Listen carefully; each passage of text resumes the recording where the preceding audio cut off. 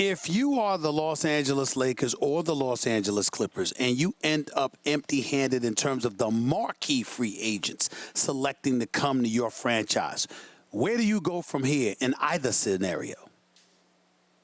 Well, you said the Clippers and the Lakers, Stephen?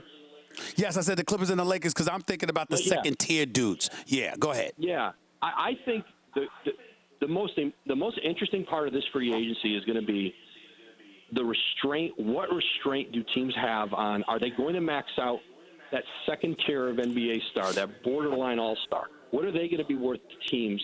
You know, the Clippers made a decision on Tobias Harris when they traded him. They got a great return for him.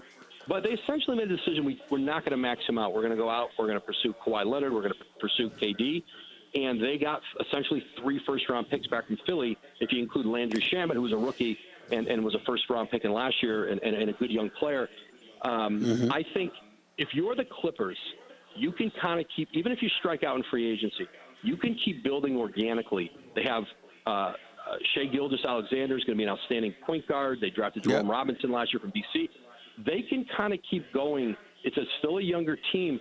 And having the multiple first-round picks they have going forward, they have that Miami unprotected pick in 21, that if Miami's a lottery team then, that's a really valuable pick. They have another Philly pick. The Clippers have put themselves in position for the next big star who wants out. It may not be Anthony Davis, but there'll be another one after Anthony who wants out of maybe a smaller market or who wants to get to L.A. The Clippers then have put themselves in position to have the assets to get involved with a big player like that. So they can go back into free agency next year. They can keep trying to draft well. And they have the picks to go make a big trade.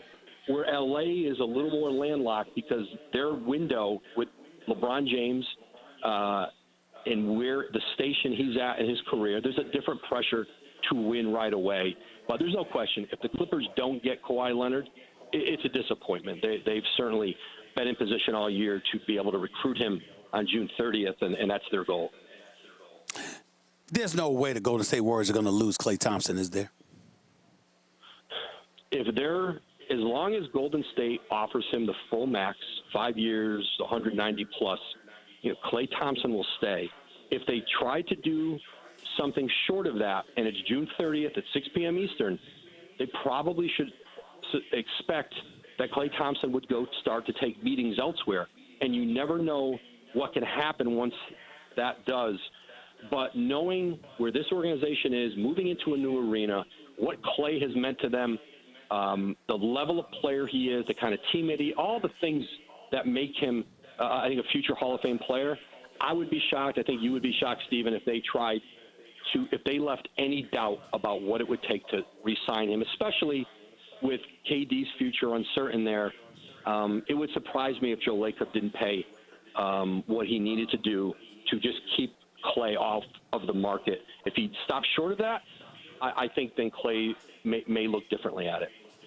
What about Draymond Green? He's not a free agent this summer. He's not a free agent until the following summer, but he's certainly there to be re-upped and taken care of this summer if they so choose. What do you anticipate their perspective or their focus will be when it comes to him?